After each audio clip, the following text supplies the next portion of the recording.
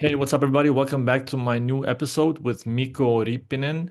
Mikko is the head national team coach of Sweden, which will be in Group B at the Eurobasket together with Lithuania, as well as the head coach for BG Göttingen in the German BBL.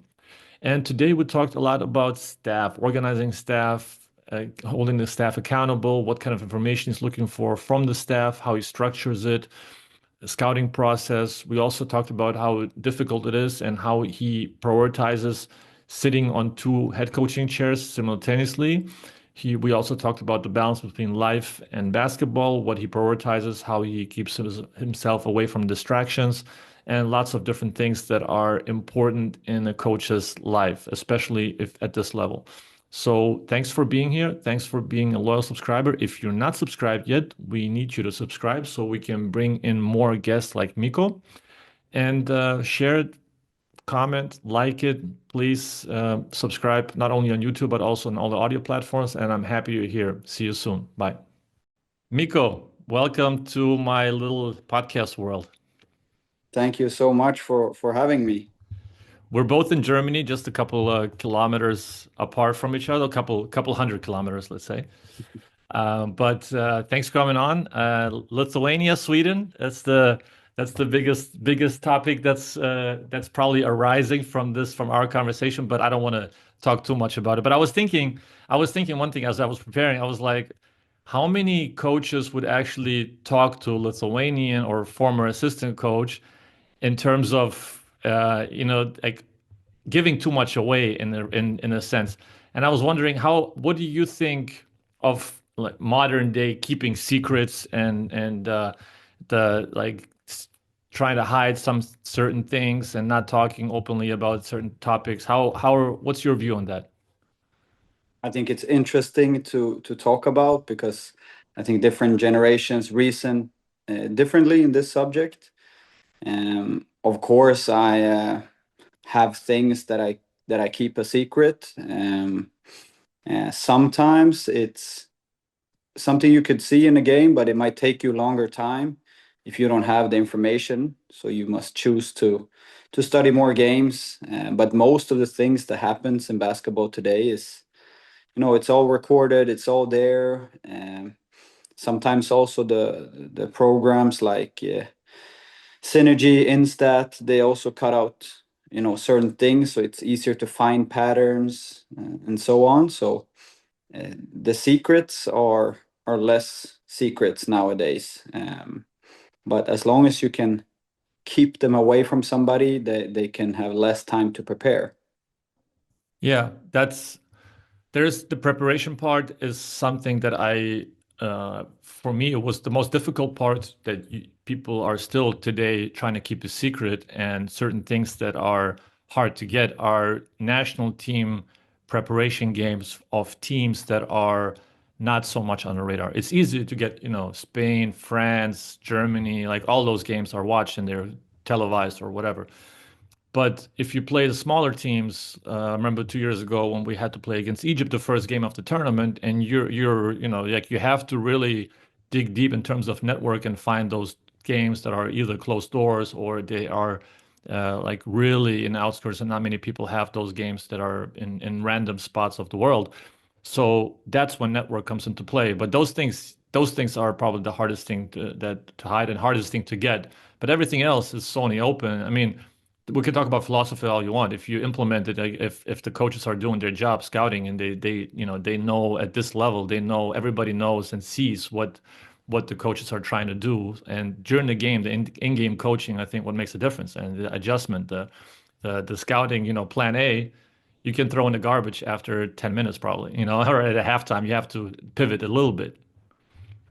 No, I agree. I think this it has similarities to, for example, Champions League qualifiers, where you have those games in the very beginning of the season. Some teams have yet to play official games in their own league, and you really need to find out where you can find these games. And it's the same thing with national teams. I think look in the opposite direction for a smaller country like Sweden.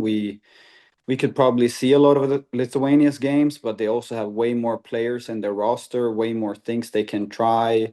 I think the tryout period, if you call it so, is longer. So there's other hurdles to get over. Yeah. But the more information you have, the better guesses you can do. Yeah, yeah, and scouting the end of the bench players that are like don't play much, or you have to get club footage, you know, where they play, and just to get the tendencies for the scouting report. But we're gonna dive into the basketball part a little bit later. I wanted to start with some personal things. What are some things that we wouldn't be able to find about Mikko Riipinen? That's as the name says, there's some Finnish in there. But at the same time, what's something that people wouldn't know about you and we wouldn't be able to find on Google about you?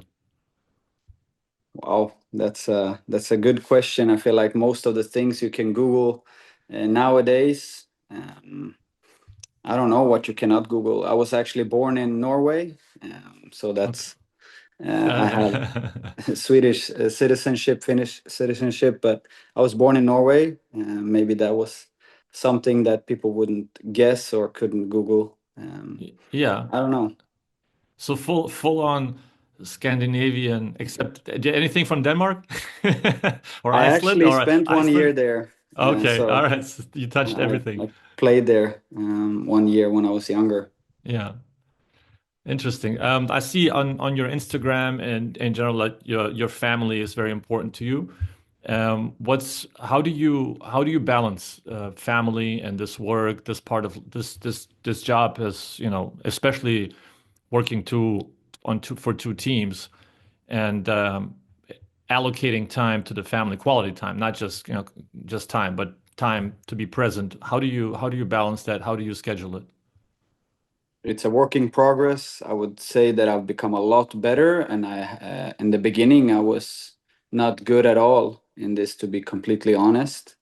I like to have occasions where I'm fully present with my family, and I don't use my phone at all. I have turned off all notifications, and I have made it clear to the, of course, very important colleagues that during this time I'm not available. You know, even if the world is on fire, this is not the time. To try like to be present more in the moments that are, planning ahead, and also offloading a lot of work. As a coach, you have a lot of very important stuff, some pretty important stuff, some maybe important stuff.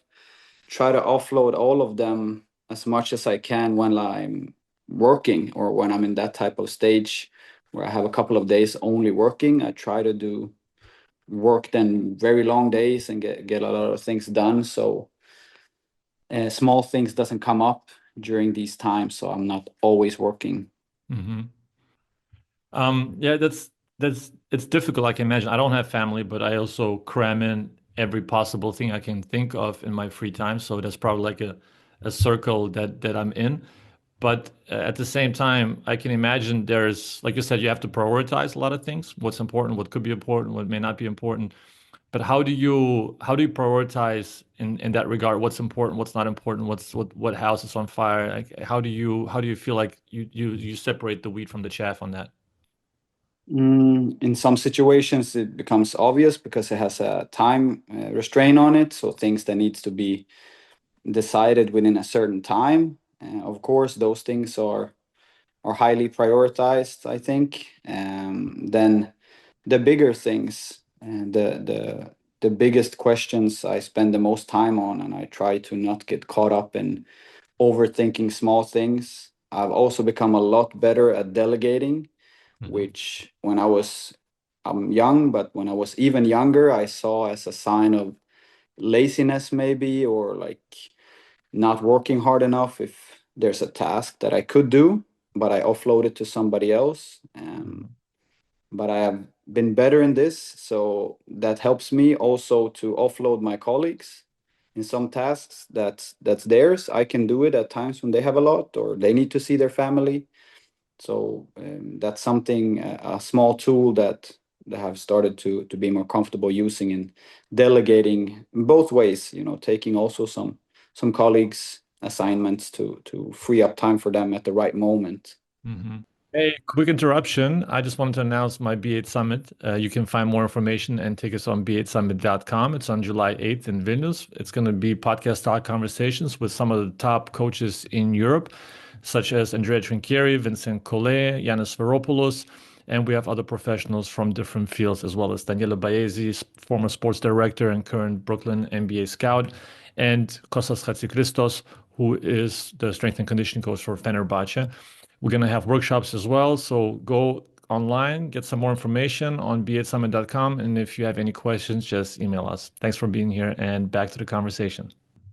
Yeah, I know what you mean with the delegation part. I think early on also it feels like cheating when you Yeah, delegate or when you have to share some task and then you feel like there's some insecurity in there as well because then the other person may think I don't know how to do it or there's some immaturity thing that I had to grow out of. But at the same time, also when you're in a leadership position and you have somebody below you, you have to delegate. You have to, prioritize certain things over others, and then your staff has to take care of the other things that are equally important, but not not as much your primary task, So I can imagine there are certain things that you have to in that moment, and once you're in that mode in your leadership position, you have to be firm, and they have to understand also it's part of the job. And that's what they're there of for. course. I think it's also a sign of respect to your peers and colleagues that I give this very important assignment to you, because I trust you can do it just as well as I can do it.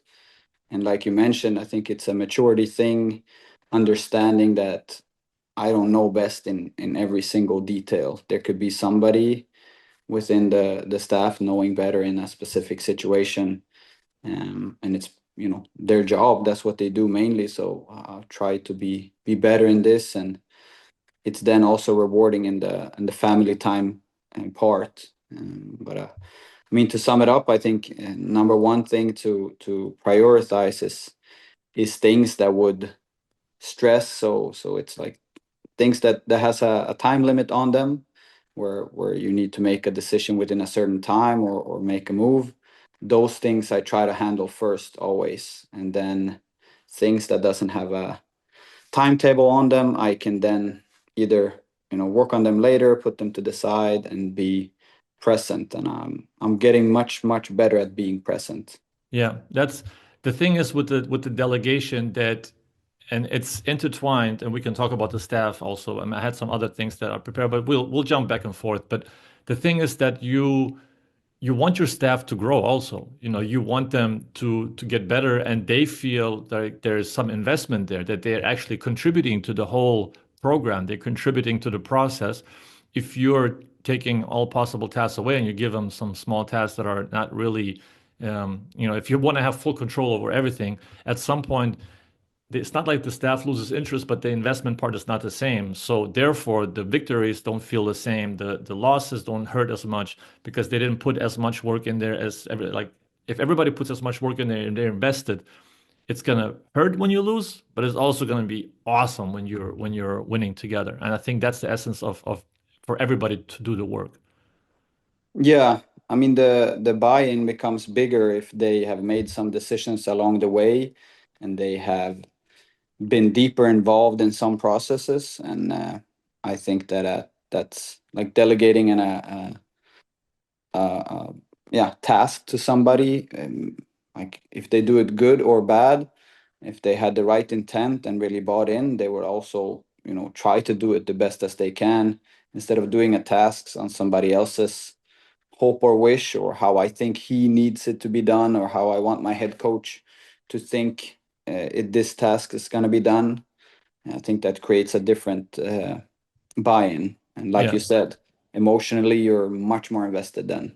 And you're closer as a staff. You just start, there's a trust process that you have to go through also. And then you feel like if the staff did their work, you can also trust their opinion a lot more. If they're also then if they did the work, they trust their own opinion. Therefore, you can trust their opinion. You know what I mean? Like there's a Yes. process. If they don't put the work in, if you don't have them doing certain tasks, then you also what's their opinion worth, at the end of the day. That's why the staff is so important, and it has to be an inclusive culture so everybody feels like they're contributing in their own kind of ways. How do you organize your staff? What's the ideal staff look like for you? I've yet to figure it out because I think it depends a little bit on the what things they are good at and what they have what they have a natural desire to do.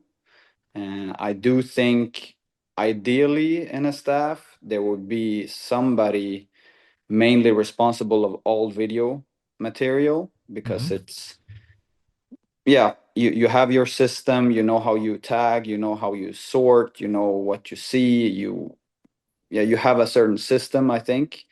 And then I would think that it will be one person being responsible of the offensive end, having implementing ideas and maybe also developing the offense within a concept that we all agreed on and that comes from me. And same thing on the defensive end, having somebody that is trying to weave together new ideas, suggestions with the concept and the thought process that's like the big picture. So I think three people would be working together like that. So the video person could provide both coaches with material for individual purpose, for team purpose. But I think the really good video coaches they're so much faster than somebody that's, I mean, I can do some video things, but I'm not at all as fast and sorting, cutting, finding, it's a time saver to have somebody good. So I think that's how I would ideally organize it. Yeah, I'm glad that I went through all the stages, to understand and to see flaws in certain systems and flaws on certain staffs, that you how to um, divide up the work, basically. Early on, I was tasked with doing all the scouting, like doing from video to paperwork to fast draw to everything. And during the EuroLeague season, it's uh it's a time killer, but it's also a killer. It's just in general, like you're constantly chasing your tail because you're from one game to another, and you have to scout at least 3 games. So overloading one person, I'm not a big fan of. At the same time, I understand that for one person to do it, he's going to be the expert in that one thing.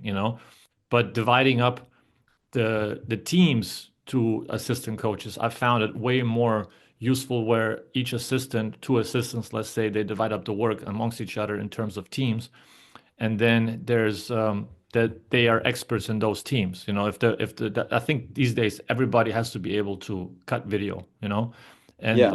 the video scout would have to have a particular role, instead of in terms of probably give him the give him the individual scouting, giving him just the presentation of strengths and weaknesses of the roster and the Yeah. paperwork, because he's doing the paperwork, and he can at the same time get the information from the assistant coaches of what to put for the offense and defense, but he's preparing the whole scouting report in terms of the players, and he presents the players. So this is one task for the video scout, and then the two assistant coaches have to be able to cut offense, defense in terms of knowing each guy's team.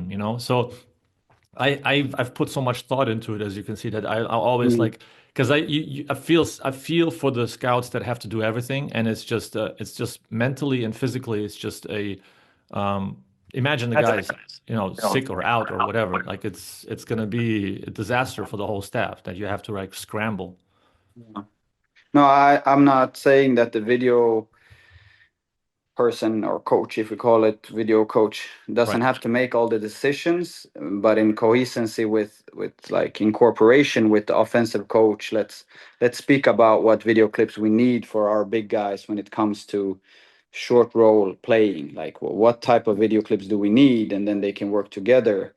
And with all the systems available today, you don't have to cut so much manually as before. I mean, you need to adjust the clips and so on. And I think that somebody that's really good in these tools and putting it together, that can help. But if you're also going to make a lot of decisions and, as you say, present and everything, I think that's going to be overloading a lot. But if your assignment is to, you know, probably do more of the volume work, maybe cooperate with offensive or defensive coach to get the proper clips together, and then they do the presentation, then they do the maybe the scouting on decision making and so on. I think that would be, I haven't, tried all of the options, and it also depends, like, do you play in a league where you also play internationally? Yeah. It's way different, and I've understood that most teams use, like you said, somebody for domestic games and another person for the international games, which makes sense. It's very different to know a team from different league, and it's a lot different things you got to watch. Also for the players, they always know the domestic teams better. They have a little bit of knowledge already, and so on. So that's, yeah, it's a big difference, I think, if you play international. Yeah, for sure. There's a additional layer to knowing the players and knowing, like domestic players. When you play domestically, you play them every year, and internationally you change. So there's a different recipe for those international teams because you're not used to playing against them. Exactly. And then for the teams that you play domestically and they don't play internationally, they're preparing all week for you. Like they're like you got to be on your toes the whole time, because otherwise, if you get caught on your heels, that's what those teams are waiting for. Of course, and I think it's a big difference nowadays when a lot of things become more conceptual. I think it's easier to do the scouting because you have a concept that would more or less cover most situations, offensively, defensively. There needs to be some adjustments made for every game, but you have an idea in what direction the adjustments are. If you're a completely scout-based team, which play different pick and roll coverage every game just to match the offensive team's players, then of course it's a lot more work, but few teams work like this nowadays, and it's a lot of conceptual thought behind how we do things and what mainly to take away regardless of who we play. And that's some things that I would see is helping a lot in this scouting new teams as well. Yeah, it's a systematic approach. You have to have like some sort of the basics covered, in terms of how you want to play and how you're used to how your system is covering certain things, and then dig into some specific situations, I think, because every team has some unique things. Most teams, not every team, but most teams have some unique things to them, and that's what you're trying to take away with their bread and butter, basically. And they're also not equally good in some things. We might have a good coverage for double Iverson to a empty corner pick and pop, but then you play somebody that's extremely good in this, and this just have both the guard and the big to cause problems in both, with both the ball handler and the screener. Then maybe you need to add a layer to your concept or have a plan B that's more worked through and so on. What are some in terms of staff, since we're on the staff also, what are your pet peeves when you see your staff do something that you don't like? What's something that that kind of it's an absolute no for you? I haven't been in this situation where they did a big no. I mean, the biggest thing would be if they want to implement something they believe in that doesn't align with what we believe in. That's the biggest no, because that's like a sign of the buy-in for what we are doing is not that big. A misunderstanding or lack of knowledge in an area when trying to implement something, I would take that upon me and leave it for the team until now. If we have time to talk about it another time, we can adjust then. And then talk to the coach, like, how come we presented this like in this way? I don't really feel like it's matching what we're trying to do, or was I not clear, or and so on. You communicate one-on-one with the staff if you have a problem, or you do it in front of the whole staff? I would usually do it in front of the whole staff because I think it's a way I communicate with players as well. I have a lot of I wouldn't say individual talks, but I bring up a lot of individual things in front of everyone, so we are on the same page, and there's no need to if you're close as a team, there's no need to be one-on-one with certain things. If it's, of course, a discussion that takes a long time, maybe I don't want to waste everyone's time. But to bring up a flaw or mistake or something we need somebody to improve or something somebody's doing really well, and that is something I usually do in front of everyone. It's the same with the staff. We can talk in front of everyone. We sit in the same office, so I wouldn't want to call a meeting and make it more dramatic than it is to another room. Yeah. Yeah, that's not to make a mountain out of a molehill. Like there's Exactly. during the season there's already enough drama. We don't need to emphasize certain things. And if the coach, the assistant coach or whoever does not get it after several times, like that's when you probably have a meeting or have like a casual coffee or something Yeah. that's not so official, let's say. Exactly. I mean, correcting somebody in a honest mistake, I think we should all be open to be able to handle in front of each other. Yeah. We're that close, we see each other that much. They know my flaws. I'm very open with when I feel that I messed up, I put that on the table because of course there's none of their jobs to do that. And to show that, I evaluate myself and you. So I think it's something I like to speak in front of everyone with. Yeah. I mean, That's if good. it's something super sensitive, like for somebody's personality trait, then of course it could be dealt with in a different way.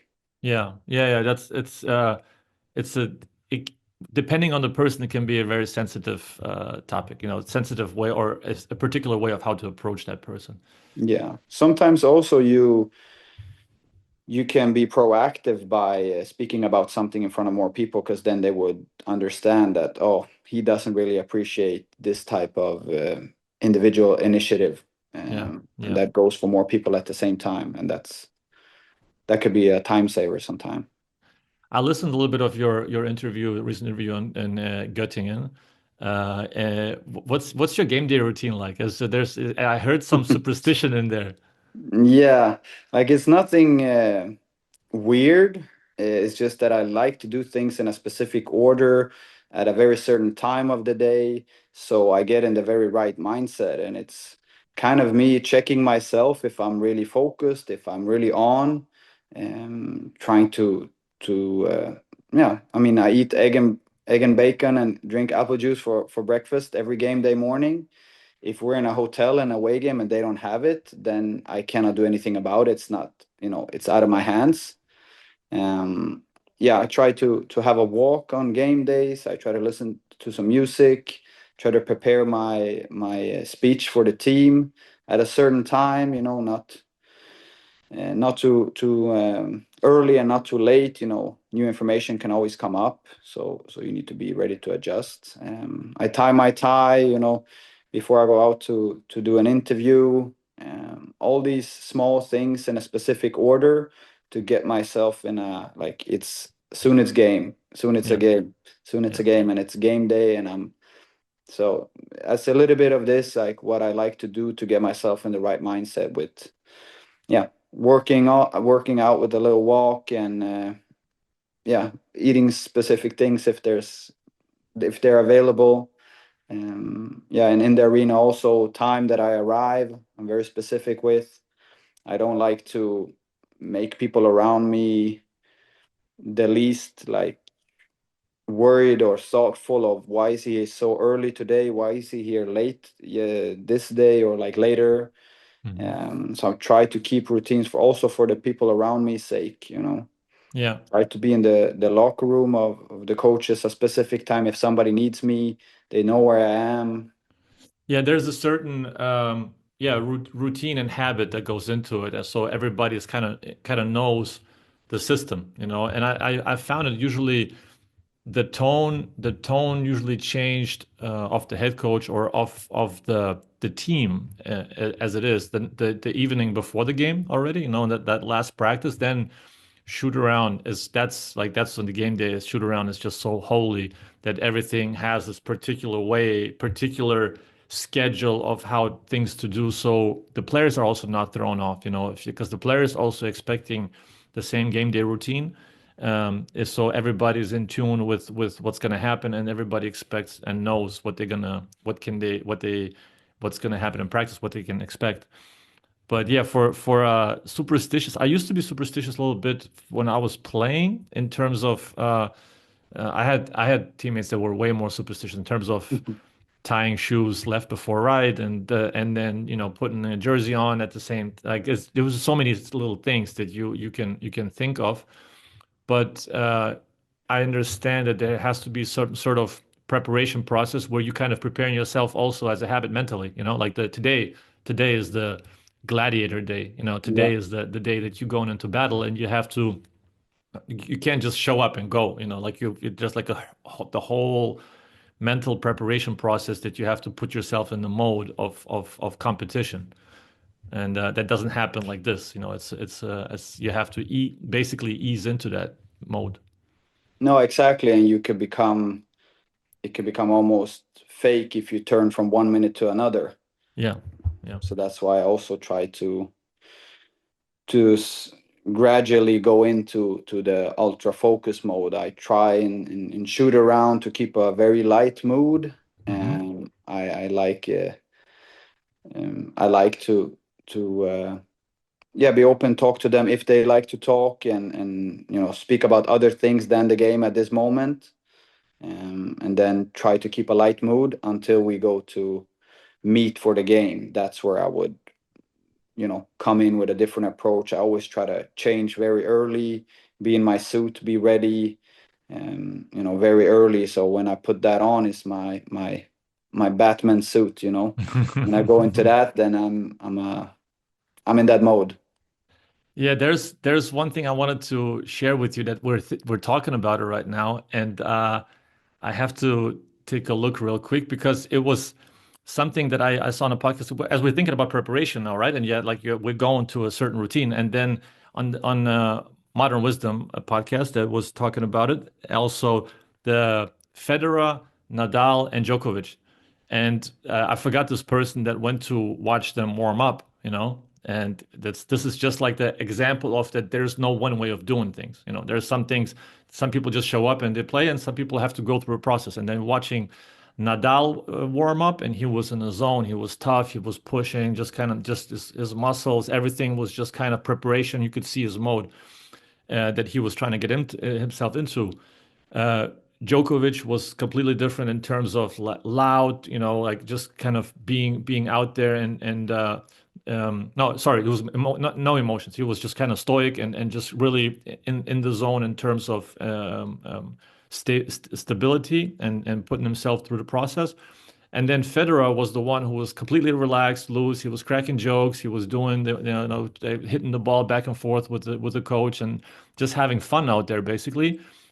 And all three are top level tennis players, and there is that's like just an example of that everybody has to find their own way of how to come into the game, the approach to the game, and how prepared they feel like they are or they have to be for that particular game or for their games that they play. So at the highest level, it's even different. So there's no one routine that everybody can do. I agree, and I think for me, I never judge somebody for not preparing in my way on my staff or from the players. I have no intent to think that there's one way that's better than another.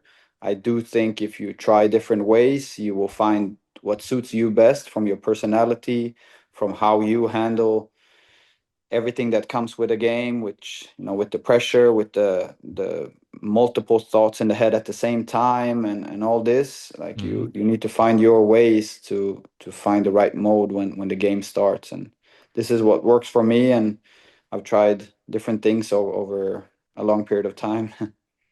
Let's I wanted to share proballers.com with you. Let's dive. Oh, I see that I have some light here. 1 second.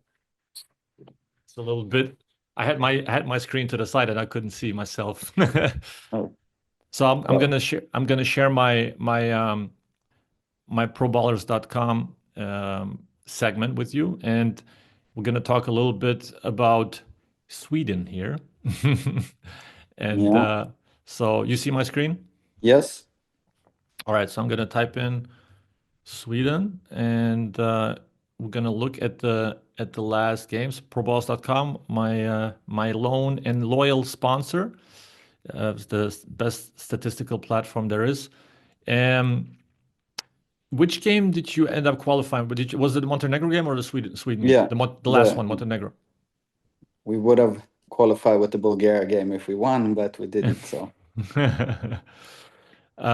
All right, so Montenegro, and I'm wondering about your perception on the box score.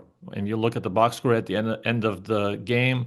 It was a highly emotional game. You qualified. What were the things that you were still looking at that you feel like are important for your team to win the game? I mean, Montenegro is also in the group, as I remember, but yeah, there's going to be a little bit different roster to an extent. yeah. But for you also. So what are the things that you're looking for at the end of a game in the box score? In a game like this where the game is over and yeah, there's a long time to go to the next game. Sometimes in the box score, I would check some things that I thought I felt emotionally during the game, and just to check up on if my feeling of certain things was right.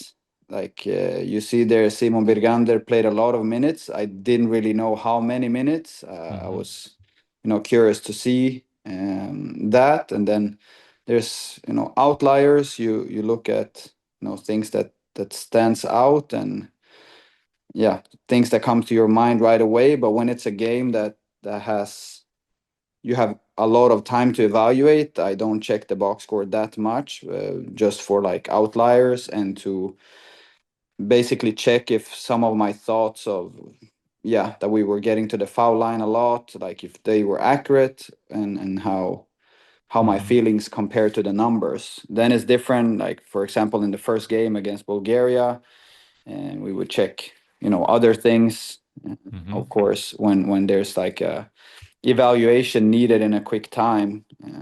So Preparing for the following game already. exactly, or also evaluating things that we thought was important in certain games when it comes to rebounding and like other teams' offensive rebounding against us, for example. That's Hmm. like you can have some goals in this, and then I usually check, try to check, of course, the amount of offensive rebounds, but then compare to amount of missed shots or percentage of rebounding, Hmm. something like I try to calculate quickly in my head. Um, for The thing some that's reason, assist is also something I find myself looking at a lot. yeah. Assist, yeah, in this case you won the you won the assist battle, but what makes me also quite surprisingly that you still won the game is that you lost the turnover battle by 16 to 8, and you lost the offensive rebound battle 9 to 7. Yeah, It's that those are like two key factors also in terms of winning the possession game, where you try to get as many possessions as possible, and then the free throw difference in terms of attempts and makes is not huge. You made three more no, free throws, and the three pointers also only two 3 pointers more than them. So naturally it was a close game, but the turnover difference, 8 turnover difference, that's a huge difference to overcome, and you managed to do that. yeah, I think it's one thing that I would check after the game video wise is like what type of turnovers are we talking? Hmm. Is it live ball turnovers that, cost a lot quickly, or is it, dead ball like 24 seconds, things like this? So you could kind of reflect on like these are the absolute numbers, but there's also facts behind them, which Hmm. I would then check with video or advanced stats. Uh, I think plus minus is something that I like to check in stats Hmm. regarding players on the other team, players on our team, like compared to the end result. Like here, I think it's a 3-point win for us. So okay, +3 for Sweden. Who was more plus than this, or who was more minus than that on their team, and Hmm. in relevance to minutes of course played and so on. This is something that yeah, So you're looking at the points the difference of points that you won, and then whichever player was above that difference. Yeah, with significant minutes. I mean, somebody playing, Like you know, Bergander, for example. yeah, exactly. On those 37 minutes he played, we was plus more than the end result. So we was hurting a little bit when he was out in this game, for Yeah. example. Uh-huh. There's no huge outliers in this game. I would say this is pretty normal plus minus, Hmm. but in certain games you could have, yeah, bigger outliers, you know. Yeah, for sure. Okay, so everybody who's a nerd, go to proballs.com, sign up for proballs.com. You can create your profile. You can highlight and heart like your favorite teams, and they're gonna show up on the front of your homepage, and the results come right at you as you see here. Celtics are on my front front page. Mhm. Of course. Um, so yeah, that's that. Tell me a little bit about the Swedish basketball system and in terms of not losing talents in the whole process of them coming through the system. How do you catch every prospect in Sweden and not lose track of them? Because their soccer obviously is a competition to all of us in Europe. Oh, exactly. I think it's right now Football, sorry, basketball. football. Yeah, football.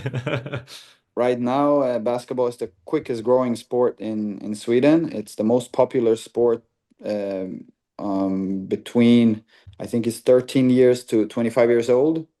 So that's a big thing for us right now, trying to capitalize on this and try to Mhm. make people play longer. And I think one thing that we need to do is to make basketball a natural part of the Swedish culture, sports culture, which it is in, for example, Lithuania. It's very natural to play basketball, and I had the privilege to play a couple of years or play, but sit on the bench in the when we played in the Baltic League. Uh-huh. So you see, like the whole approach to basketball is different, and that's something that we need to get to kids at a young age.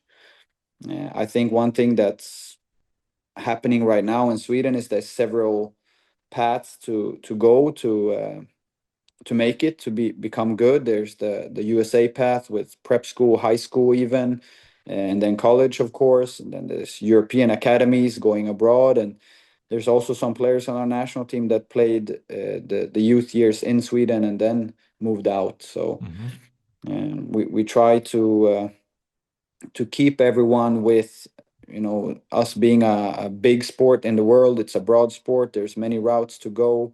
You know, there's different ways to approach the sport. How many regions or districts do you have in Sweden? Like in Germany, they have 16 states. And Yeah. is there a divide within the country? Yeah, I would say that there's maybe four. Like the north is a huge part when it comes to area, but not as many people. So Hmm. it's they have a little bit different circumstances when it comes to like smaller regional teams getting a look at everyone and so on. So it's very difficult. And then it's the south, and then it's the east and the west of the middle, I would say, with the east being heavy bound of Stockholm. You know, Yeah. most of I don't know the percentage, but a huge amount of percentage of basketball players in Sweden play in Stockholm. So that's of course a main area for us to see Yeah. basketball players. I mean, it's easier to scout in a big city when everybody's playing in the club. And then at a certain point, I guess under 14, under 15, like I'm sure there's regional small tournaments where everybody comes together. But from the ones that are outside, because you never know where one guy can pop up. And outside of Stockholm, you still have to be able to have the system to catch these talents by filtering through the system in terms of playing in a small district tournament and then inviting those kids to bigger camps and getting a feel for them. And then is there basketball academies where kids could go to, or they usually move with a family to or move to a club by themselves? I guess not. I guess there has to be some sort of basketball academy that recruits them. Yeah, we have two national basketball academies run by the federation together with that city that they're in.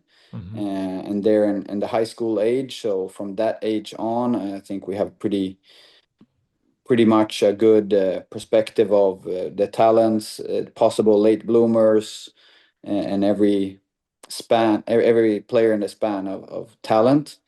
Um, the tough part is before the very first youth national team, there's tough assignments for the coaches to select, even though you can select, I think, up to like, it's a lot of players, I cannot remember, but it's 2 teams usually. So that's the tough part, because it happens a lot in 1-2 months, but also it's a big country. But what's positive is a small basketball community. So coaches are pretty close, and many know each other. You can easily call one club, or do you have anyone? Have you heard about anyone? And I think that's something that Swedish coaches do a lot. And then we have the national tournament for, I think it starts, I cannot remember if it's under 15 is the first. And that's a place where you could, in some degree, see most players. Yeah. That was going to be my question that I was going to ask also within that, because that was the first thing that came to mind. How close are the coaches? How compliant are they? Are they, not that somebody asked them, but they proactively call out to the federation or to the basketball school to say, hey, come here, take a look at this kid. I think there's something there that we shouldn't miss as a country, and have to make sure that those kids get properly scouted and observed, and then kind of put a check mark on him and follow him up a year or two after. I think it's a close community. There's not that many basketball people, unfortunately, so people know one Yeah. another pretty well, and they have been in the business a long time. So that's the gain of being a small basketball country, is that the bridges are already built, and there's not that many people, of course, but it also leaves it up to fewer opinions. There's less eyes watching, there's less people thinking that person is talented or not, and it's always good, because you never know who's going to be good. So Yeah, it's always exactly. good to have more people involved, especially at an early stage, I believe, to to just keep an eye on many players. Exactly. Yeah, late bloomers can always arise. So you have to, yeah, you can't disregard anybody. Everybody has to have at least be seen and know that there's somebody there that could turn out in, not now, but in 2 years. So there's a proper assessment to be done. You took over Göttingen midway through the season, as you have the national team also. So you're sitting on two chairs. I worked with coaches who sat on two chairs. Uh, One of them was head coach in two chairs. Another one was assistant coach and head coach in two chairs.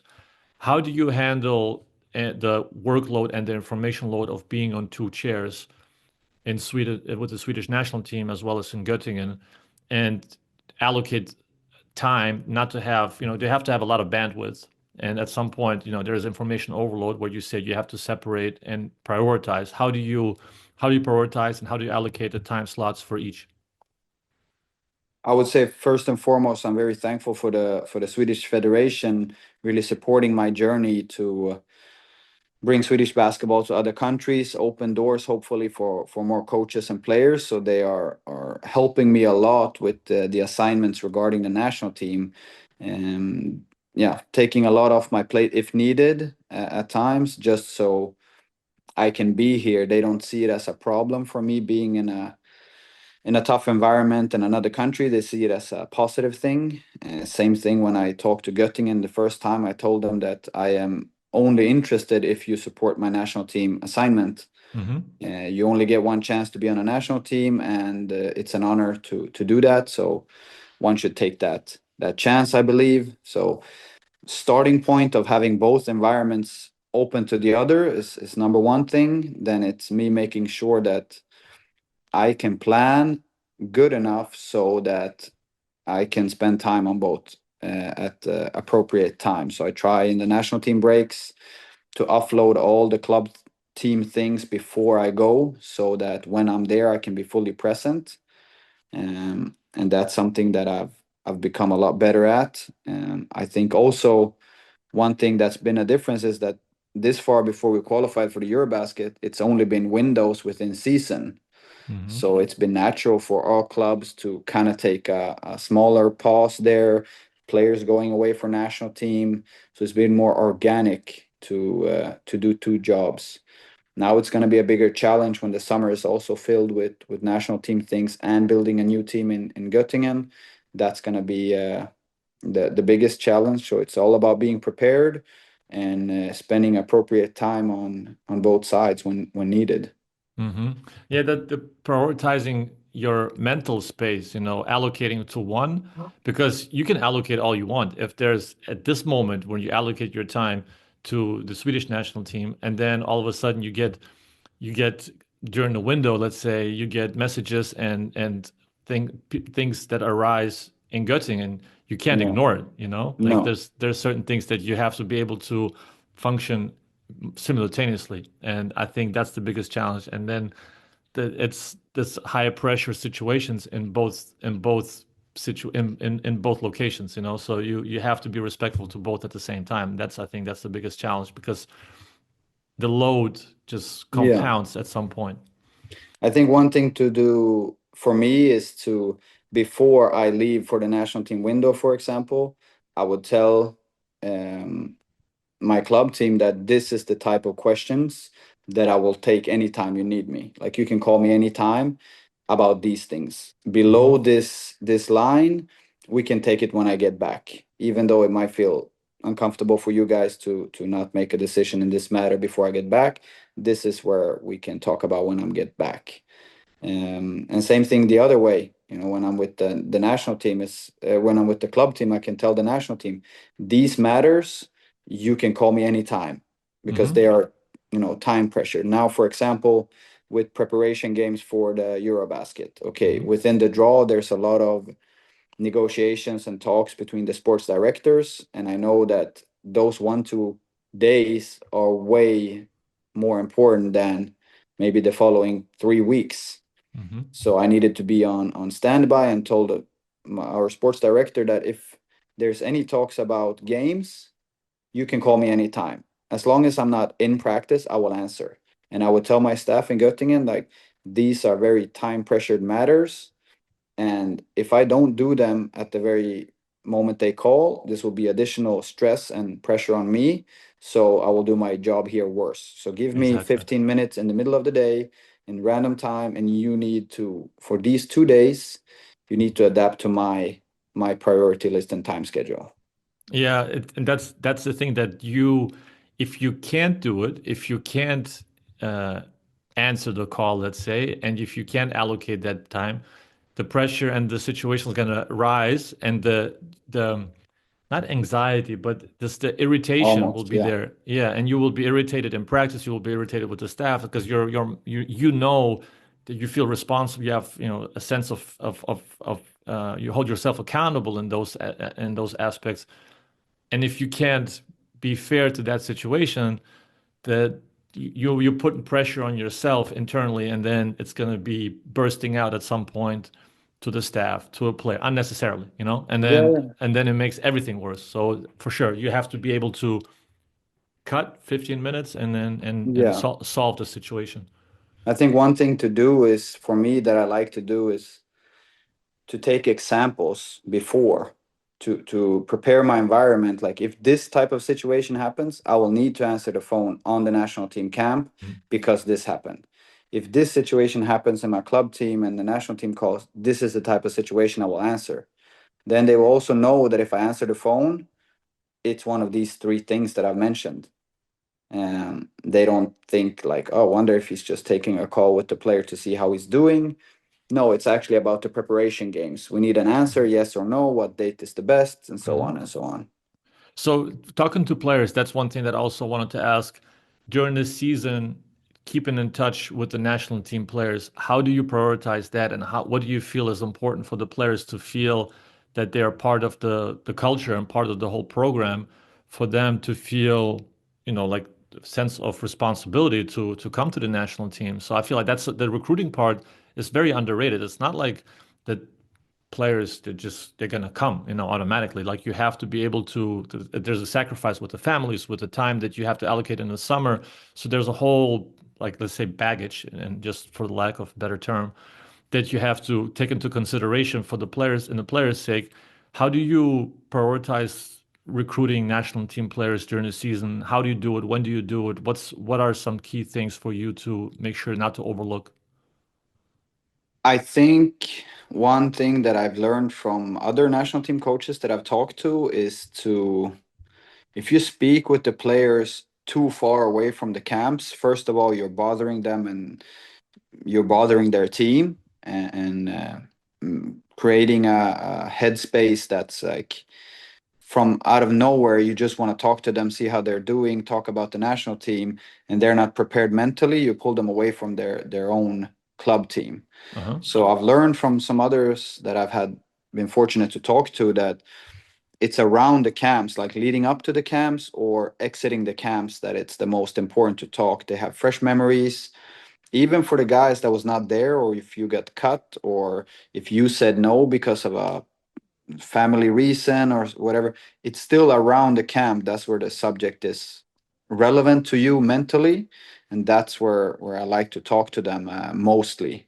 And then it can be, shorter text messages, shorter phone calls during the year, but then it's usually a matter of checking on a specific subject, somebody changing a club, like what's going on, how are you feeling, what's your new club like, and so on.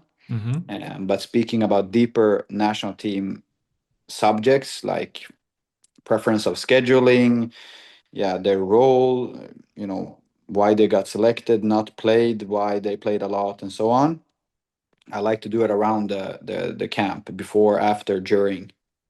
So the camp of like obviously the window, but like the camp of the summer before the next summer. Yeah, I would say 2 weeks after a camp has ended, I think they're still in a Okay. headspace where we can talk about, what happened, why didn't they get selected, why didn't they play as much, or why did they change the role, or what did you think about your new role? All of these type of conversations, it needs to be in somewhat a time frame that they can relate to that situation. So that's something that I do. And between the windows, there's not that much communication, and we have a big staff with many coaches in the national team, so we divide all the players among us, and then we rotate them, so everyone gets to basically talk to all players at some point. Yeah. So they get to hear a different voice, and everyone feels, hopefully, that they can get a connection to everyone on the staff. Yeah, that's a good idea to rotate. Just like you rotate on the court, the coaches to work with a different group, with guards, with bigs. You don't want to have, maybe some coaches do, but some coaches want to rotate, and so the players have a different feel for the coaches as well, and they don't get into a autopilot mode, with the same coaches, with the drills. Exactly. You have different ways to get through to players as well. You cannot know on forehand who has the better connection, or who can get through to a player, or who a player will open up better to. Yeah. So that's why it's also good to rotate. Absolutely. Yeah. Everybody has a different way of breaking through in a different frequency. I like to call it algorithm. Yeah. So when you arrived to Göttingen, taking over midway through the season, or a little bit past midway, uh, what are the first things that you do to implement, and what are the things that you feel like are like low-hanging fruit, I think you called it, also in Yeah. terms of reaching the players early on and making sure that they like, do you change a lot? Do you don't change a lot? What are low-hanging fruit for you in the beginning of when you take over the team? Number one thing is to analyze the situation, and see, in this situation there was a couple of things that wasn't working. Which of these things do I want to put my emphasis on in the beginning? And here, when I arrived, is mostly on a defensive end, that we wanted or I wanted to make changes and bring more energy, and show them that this is something that I care about. And offensively, that there was a lot of things already working, so I didn't need to put them playing my sets or my type of concepts right away. Like, we could ease into that because we had um, a well-functioning offense to some degree. And then defensively, then to really spend time on the things that you want to change, because you have so little time. And I also know that change of practice times, change of traveling, change of voice, change of everything. It's additional stress for a player, and in order to take in information, you need to change only the things that you think can benefit them right now in the beginning. The long-term changes were like my preference of things or my way of doing things. I have tried to change little by little instead. So the first things I changed was the structure of practice, like what time and how what they can expect from me in practice, and how the days are looking, also for the staff. And then it was to grow our defense. So those were the two things like that I firstly did. Those things that did you get this information ahead of time through the assistant coaches that you felt like that those are the in need of correction or in need of more attention? Because once you get there, you also have to have time to gather information from the assistant coaches, from the staff, from the front office staff, but mainly also the assistant coaches that are there that worked with them, that they know the dynamics, So I think that is key also when you take over the team, to have the relationship with the assistant coaches for them to give you the adequate information. I agree, and it was important for me that there was coaching staff left. I wouldn't want to come with a whole new staff. I needed some background information about the team, and also the team compared to the other teams. We had played everyone at least once when I got here, meaning there is already scouting on all the teams, which is a big plus. And then I need to figure out quickly if the current staff is scarred by the situation, and if they're stuck mentally in a thought process of what's going wrong, or can they assess the situation and really see from an outside perspective what can be, things that we could work on. And that's one way to do it. I think also another thing is, like, I like statistics a lot, and for example proballers.com. Hey. To go in there and to look how we compare to the rest of the league, what is outliers, where's statistical categories where we suffer, where are we actually good, where can we be even better. So it's a lot of also trying to look from the outside and in, not only focusing on what's on the inside. And then I do use this term of the low-hanging fruit when implementing things. I like to, even when it's not mid-season, it could be also in the beginning of the season, introducing a new way of attacking a certain defense or a certain spacing model, to not go too deep into detail. Give them the basics and let them try it. And maybe they have good solutions or good wrinkles on the way I want to do it, without me teaching them what I think is the ultimate way to hurt a outside mismatch. Maybe they have preferences, maybe they have things in their DNA that fits them very well. So I wouldn't tell them. And some players, they ask, yeah, but do you want me or him to go and set this screen or use this ghost, or where do you want him, on the right side or left side? And I said, try it and see what comes natural to you. And that's my theory of the low-hanging fruit, is that we have so little time as coaches. So sometimes they already have decent solutions or natural solutions on their own, and especially a team like this that have already done a lot of things, that maybe they can figure out some things on their own, or they already knew it from their past team, so they have some abilities that we didn't see recruiting them. So give them a chance to try something without too much restraints, and then the next day we can go back to breaking it down and seeing what didn't work when we implemented the first day. Yeah. Observing before judging, basically. You kind of then you wrinkle it out. Yeah. And that's also a maturity thing, like you talked about before, being comfortable and letting out the unfinished product to the players.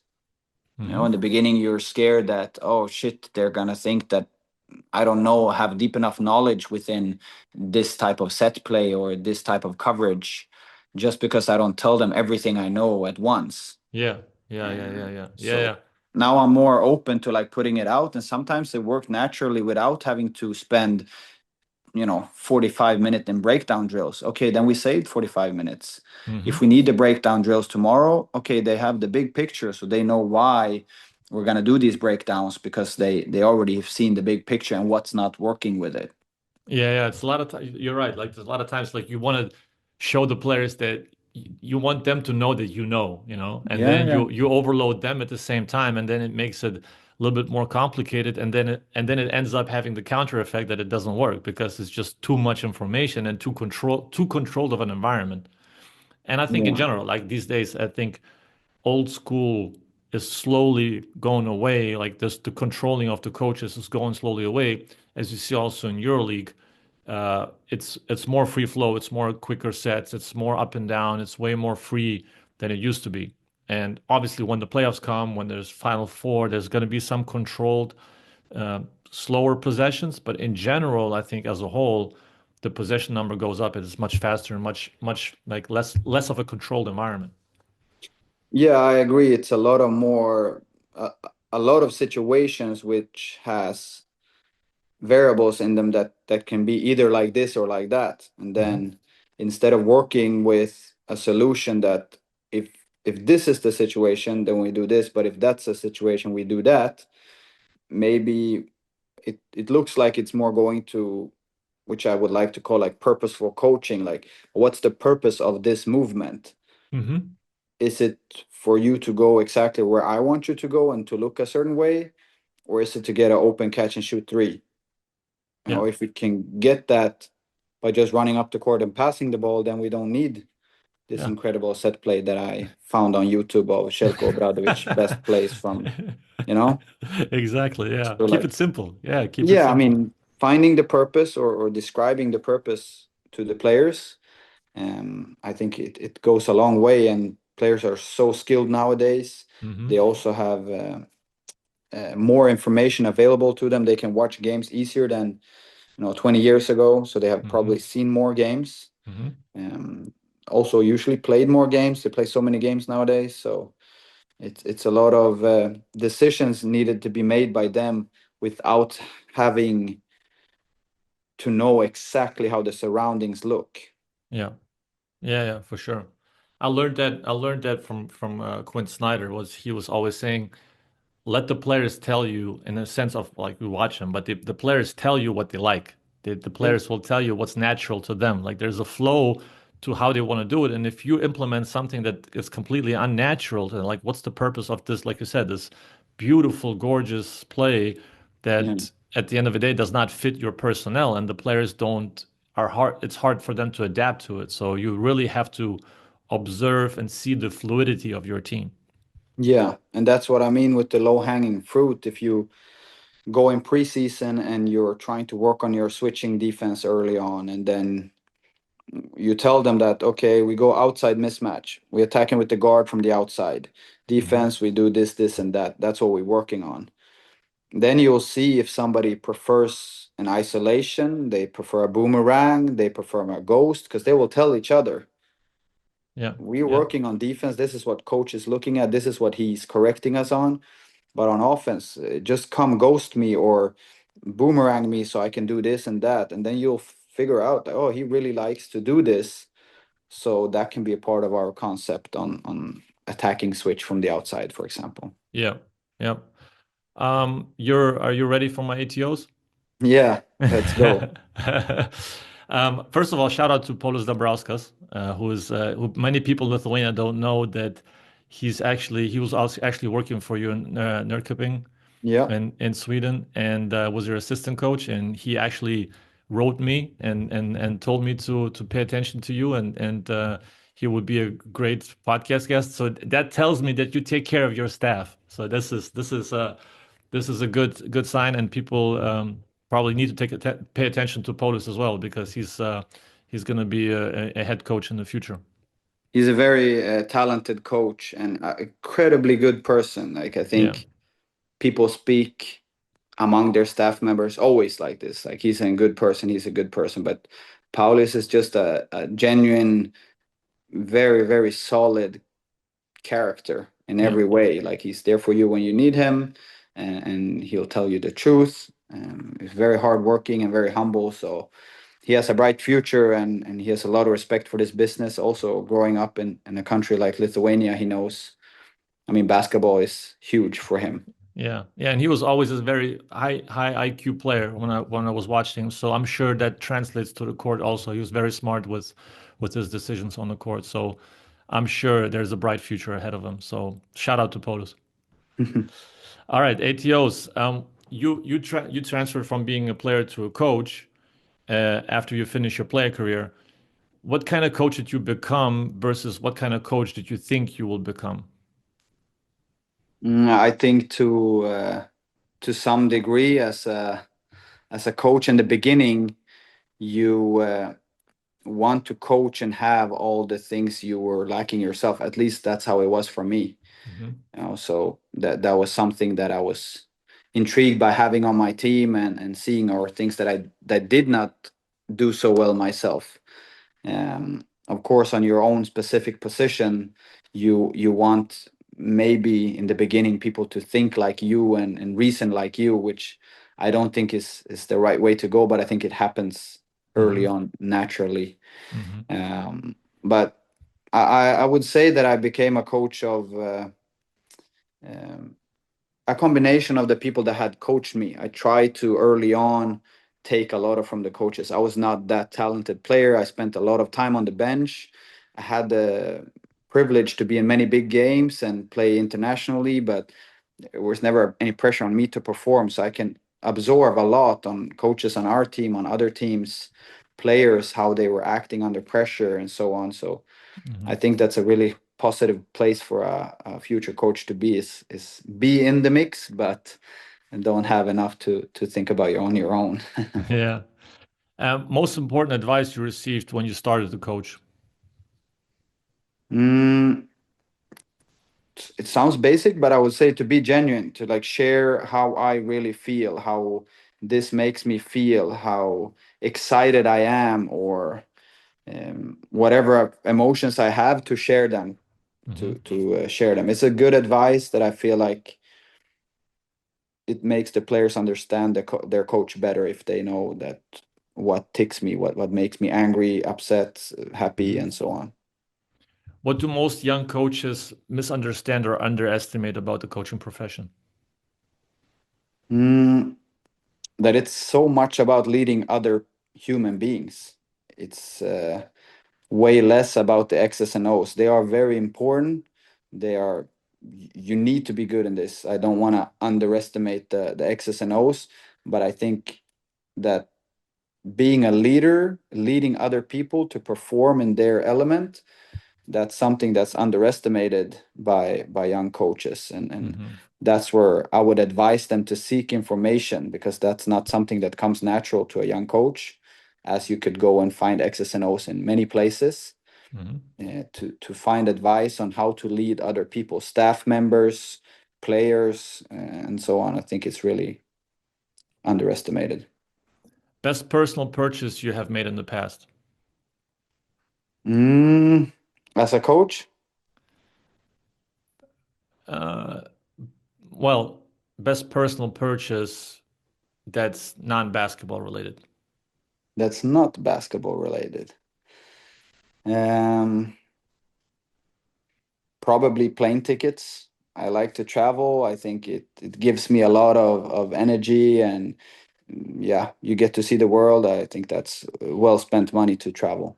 I agree. I 100% agree. If anybody, I agree. That's the experiences is what makes life worth it. Yeah. Best non-basketball social media follow. Non-basketball social media follow. Um, it hurts to say a little bit. Maybe a Champions League, football Champions League. Okay. I like to watch sports, and I mean it's a big competition. It's, yeah, I think that's something that I enjoy watching. Okay, that's okay. Fear of failure or drive to succeed? What do you thrive on? Drive to succeed, because like coming from a small basketball country, and also being a very extremely modest player myself, like to reach heights that that nobody has done before in my position, or that breaking barriers is way more intriguing to me. That's what makes me go and make me do the extra things. I mean, everyone will fail at times, and even the best have done it many times over. It's not something I'm scared of. I just try to make sure that the failures was not because I didn't do a good enough job, or a job that I'm not satisfied with afterwards. That's a perfect transition for the last question. What's your favorite failure? My favorite failure. I mean, it's I think when you see your team not being ready, but you're playing maybe a lower ranked team, and you hope that they're ready enough, and that you will just get over the hurdle and get the result. I think that's a failure that has cost me emotionally, losing to teams on the very much lower bottom, and being high up in the hierarchy, by just wishing that I have information, or a hunch and a feeling that's telling me something, body language that's telling me something, and I chose not to do anything about it, because I was maybe thinking that, yeah, maybe it's not like I fear. Yeah, yeah. Mikko Riipinen, thank you very much. How can people find you? Where can people find you the easiest? I mean, I have X, and I have Instagram and Facebook. I Okay. think I use Instagram and X more frequently than Facebook.